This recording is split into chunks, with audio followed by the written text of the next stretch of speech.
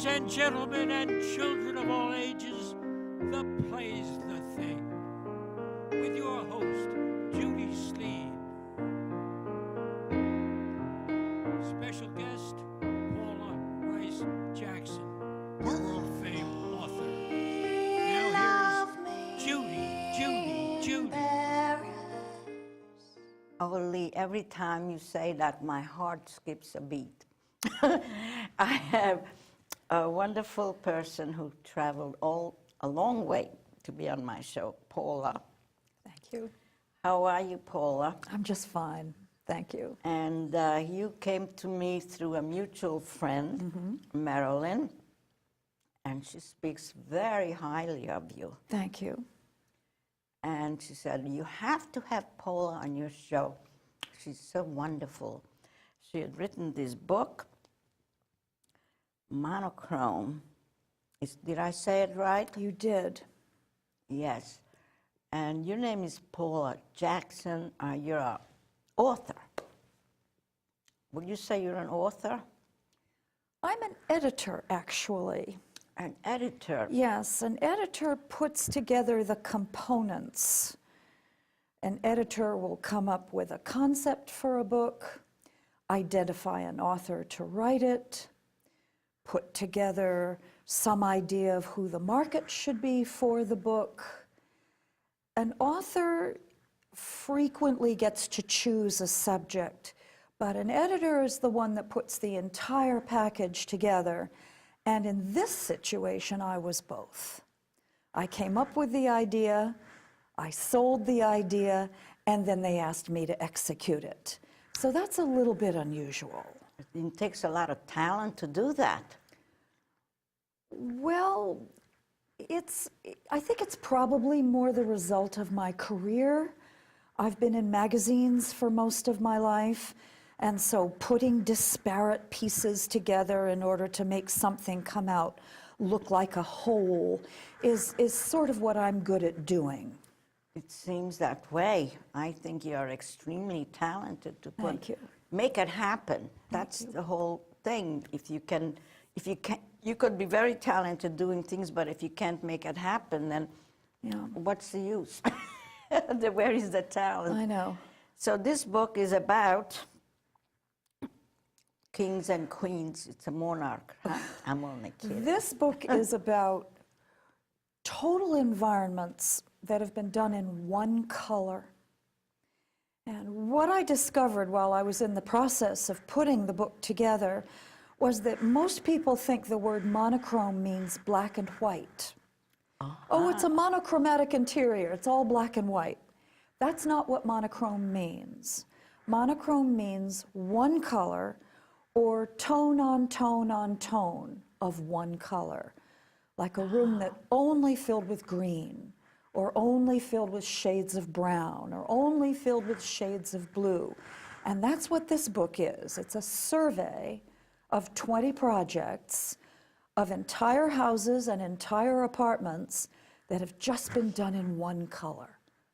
That's amazing. What does the dictionary say? Is this word in a dictionary? Oh, yes. You have the word monochrome, which means one color. And then you have polychrome, which means many colors. But the challenge was to be able to find sophisticated, comfortable environments all done in one color. And that was the sort of challenge that I set. As I said, I never thought I was going to have to do it. So when the publisher called and invited me to do it, it was a big surprise. But I'm the kind of person who says yes to everything.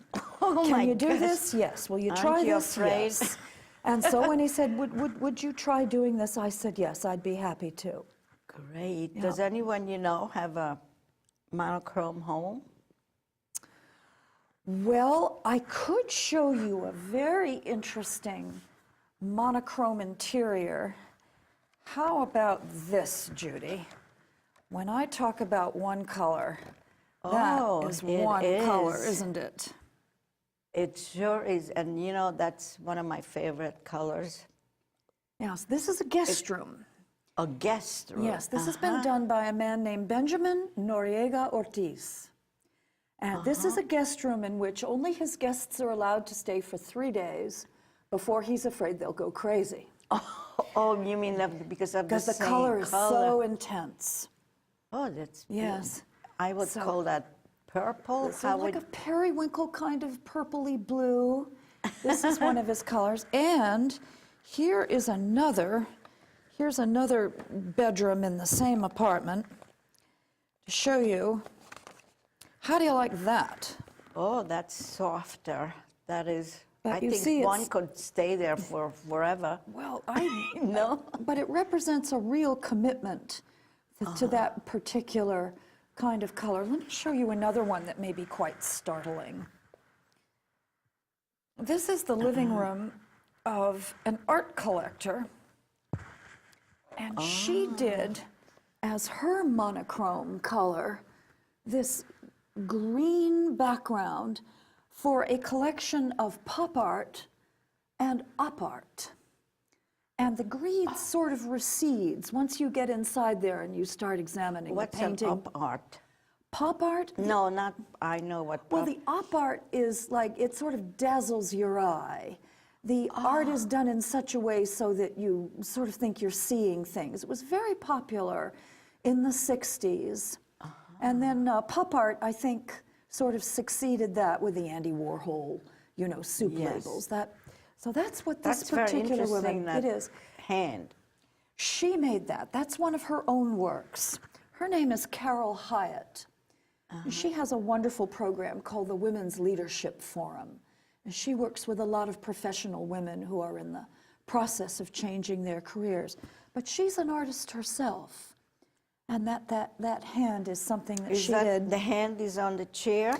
The hand is right here, up on that wall. Oh, I see that. Do you see that? Mm-hmm. Let me give you another shot of it.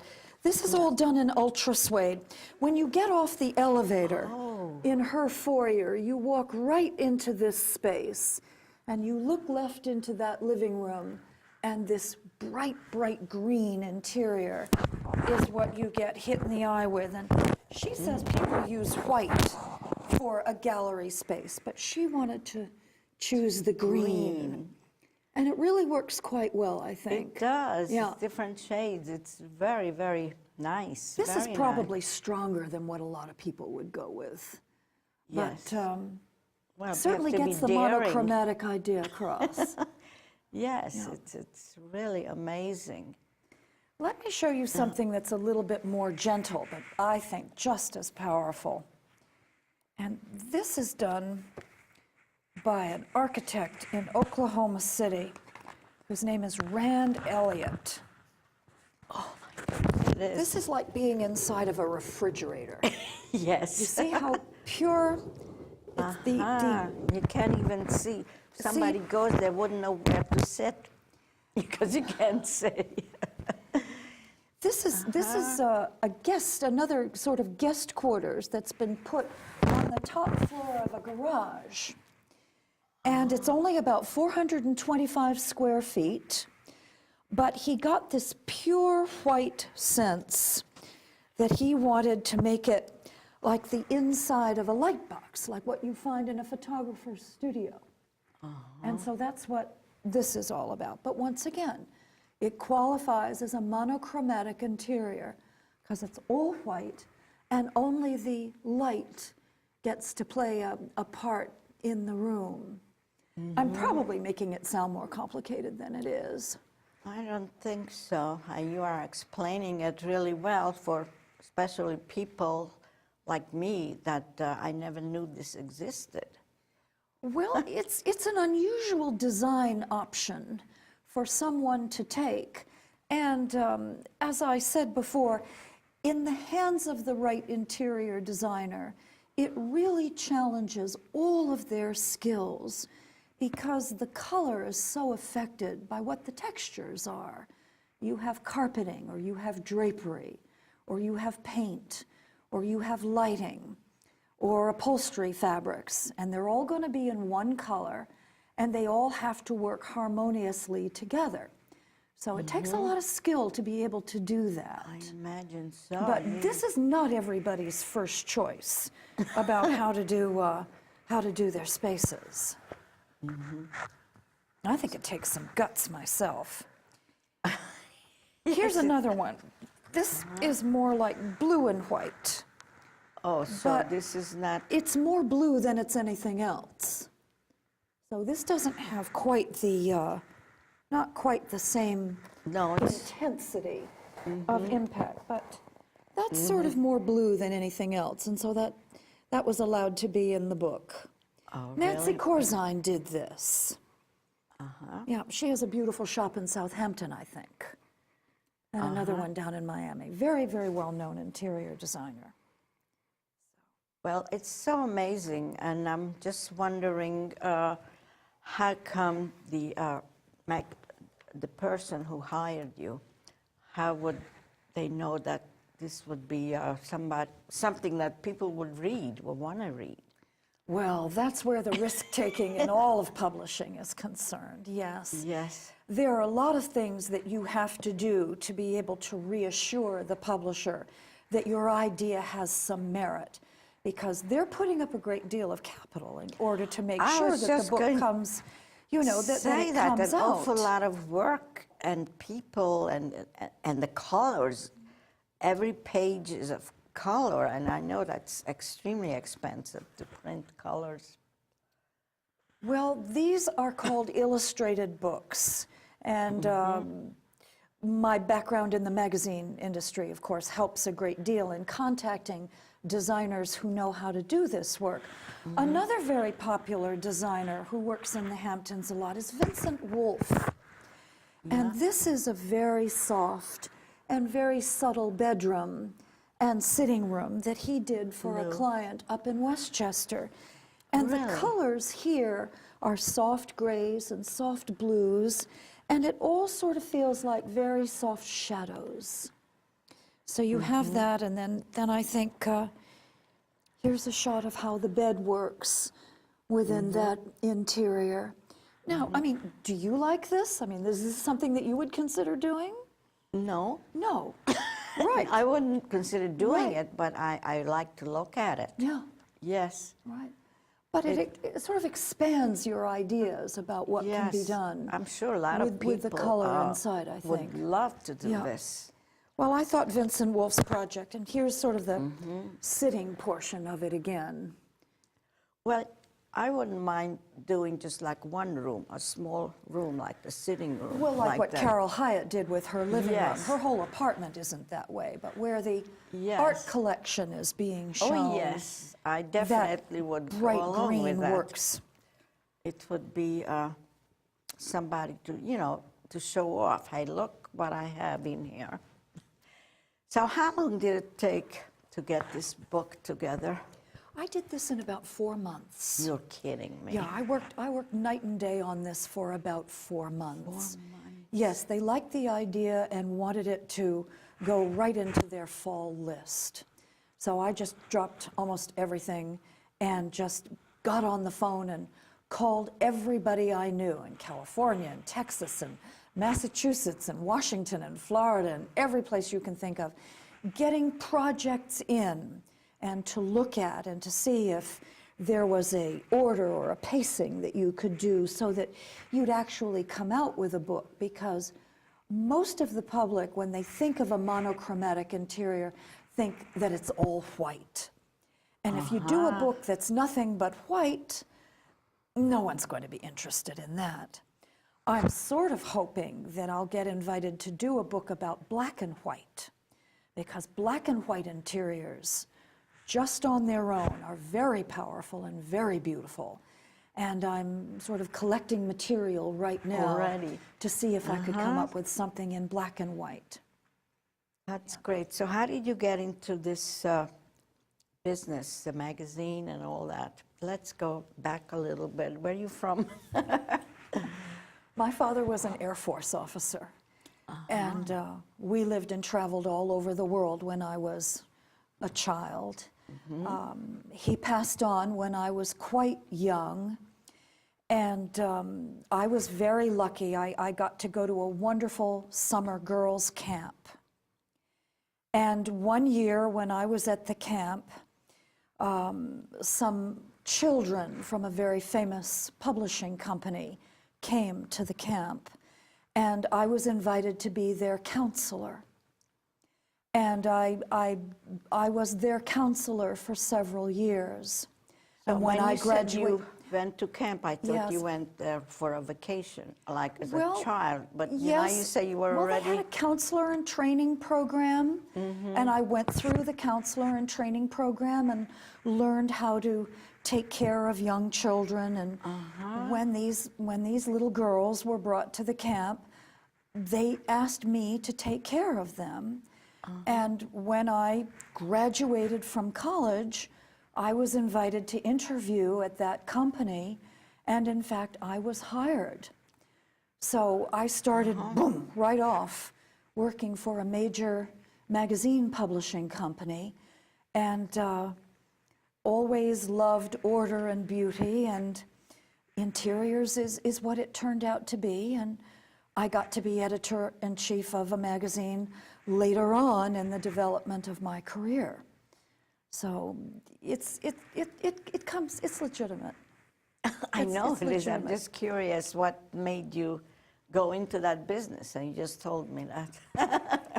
My mother said that when a boyfriend would come to call, I would clean the entire house from top to bottom. Yeah. That I would polish all the furniture, that I would go out and pick the flowers and put the flowers on. When I was maybe 10 or maybe 11, that somehow having a beautiful place for whoever it was coming to visit was very important. And I think you're born with that kind of sensitivity. I think that's what it is. And so it's perfectly natural to me to be involved in working with architects and interior designers who have made it their lives' profession. I get the easy part. I get to say You feel yes. that way. I do. I feel like I've got the easy part because I get to know them, and I get to invite them to be able to participate in a project like this. You said you went to college. Yes. What major? What did you Well, major? I wanted to be an actress. Oh. I did. I wanted to be an actress, and I had a wonderful director who said, Paula, you're not an actress. You are a personality. Forget about the stage. Get behind the scenes. Learn directing, learn producing, learn set designing, learn lighting designing, learn costume designing. You're not an actress. You're better behind the scenes making things happen. And I think he was right, because as a magazine editor, you're the producer. You're the one who identifies the quality and gets to make something happen with it. So I really was very lucky. So are you an only child? I am not. I have a sister. Yes. Yes, and I what have a does she sister, do? and she was in the magazine business also.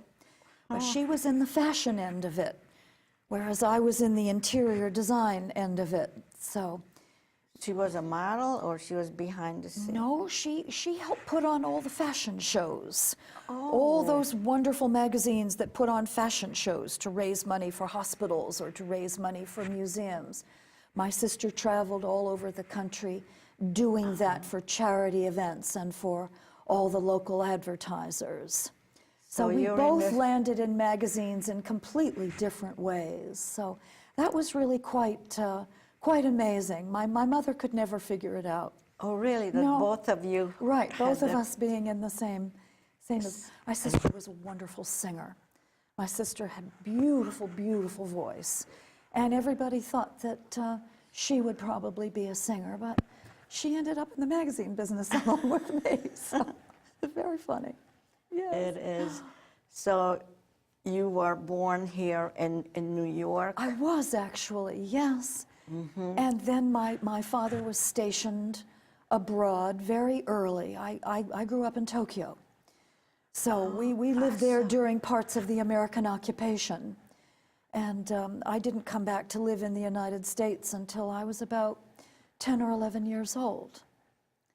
So you went to school there for a while? Yes, went to elementary school, yes, on a proper Air Force base. Oh, You so know, you with didn't lots have of to other- speak Japanese? No, but just, you know, a little bit of conversational, just because you're there and you're a child and you pick it up so quickly. Yes, that's You know, so children true. have a much easier facility, I think, for that. So now you said that you want your next projects, you want to have a black and white book. I'd love to do a book on black and white interiors. There's a wonderful fashion designer whose name is Zhang Toy, who did a black and white apartment out in Los Angeles that I just think is out of this world. And I've only seen one photograph of it.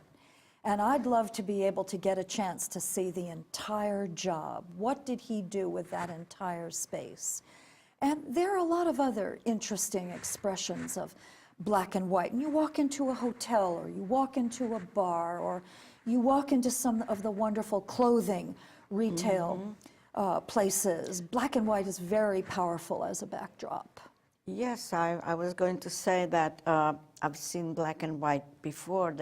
It was popular a few years ago, black and white. Right. But when you put it together in a book, you get to sort of look at the idea, the concept as an entire package. Right. And then you start to think about, could I live with this? Do I like this? Do I hate this? Comfort is always the thing that matters. What you're comfortable with and what you love, and what an interior designer can do to bring those disparate elements together into making something that feels like it's you and your identification. And color is very emotional too, as we know. Yes, it Yes, is. very emotional. Now, how do you advertise this? I mean, if you put this in a bookstore and people, like in a window, they're going to say, what does that mean? Exactly. Because I don't think many people know what that word is. Well, you know, as I said before, what monochrome does not mean is black and white. And that's what most people think the word actually means. All it means is one color. So how do you sell this book? Well, hopefully, the word alone will intrigue them to open it. And when they see the beauty and the quality of the projects that are in there, maybe they'll go deeper and they'll be startled by that bright green living room, or they'll be startled by that purplish sort of bedroom and say, you know, what is this? Who would do this? So I think it maybe is just the success of the way the pages look. So did you put these books in certain stores? Is it all over the United States or? It's actually all over the world. All over the world? Yes, all over the world. Yes, the Monticelli Press, who published this, is distributed by Random House. And Random House is distributed throughout the world. Of course. So and there it's are, probably in the libraries also. For instance, the cover project is from Paris. Okay, can you hold this up? Yeah, sure. So everybody This could is from see. Paris, and this is part of the corporate headquarters for a company in Paris called Baccarat. And they make the gorgeous chandeliers and the beautiful crystal. So they put a Parisian project on it. But we live in international times, so Yes. and I was very pleased. I thought it was a great choice. Yes. Do you have did somebody write a foreword in this book? Yes, actually, a great friend of mine did the foreword, a brilliant, brilliant designer named John Saladino. We have to mention his name, of course. Yes, John Saladino wrote the introduction, and he's just come out with a wonderful book of his own just this week. And of course, I wish him all the great success in the world. What sort of a book? He has a wonderful house in California, and the book is devoted to how that house came into being. So it's a very in-depth exploration of how that house happened. But he's a Monticelli author also. He is. Yeah, so we try to keep these things in the family if we can. Yeah. It's amazing. Yes. It is just, this is so enlightening because this, first of all, I never had anybody on my show who did this, what you're doing. Oh.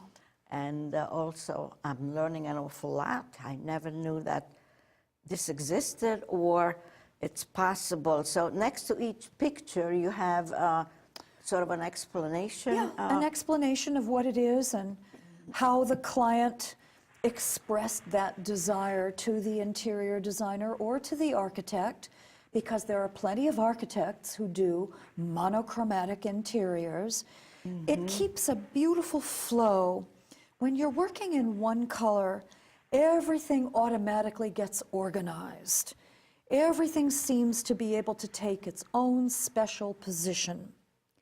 As I say, it's a very soothing, very organizing, very elegant kind of way of organizing how you live. Do I have a monochrome interior? No. But that nowhere else? In the whole house? No. But it's, you know, it's an idea. But it's an idea that some people have thought they could really follow through on. I just very quickly, I know a person who has a beautiful apartment in the city, and her bathroom is something like, Yes. the one, not her own, you know, not what she uses every day, but the guest bathroom is black and white, and I think a speck of red. I have a wonderful friend whose bathroom I absolutely adored, that's done in the softest, most beautiful shades of shell pink. And the walls are painted pink, and there's a lovely pink cast that comes from the marble flooring in the bathroom, and it's a beautiful, beautiful space. Well, I want to thank you for coming on my show, and I want to thank your friend who brought you here, Thank you. and another friend who fed you before you came here. Thank you. And of course, everybody, Lee Davis, my director, and everybody, all the crew. And I don't know if your name was popped up in between, but we're talking to Paula Jackson, who's an author. And this was a really great show. Thank you, Judy. I'm glad you enjoyed it. Oh, yes, I always learn a lot from my guests. Thank you. Okay. Oh, I forgot to wave goodbye to the people in the camera. I sort of made it my Signature. yeah, but lately I forget to do it. Oh. Yeah, well, it is. This is like 50 year you're doing this. I was asking Lee how long you had had the show. Yeah, it is. I can't believe it myself that I'm doing it for so long. Now you come to Pamela's spa, and Pamela gets to sit in this hot seat, and I'll sit there next time.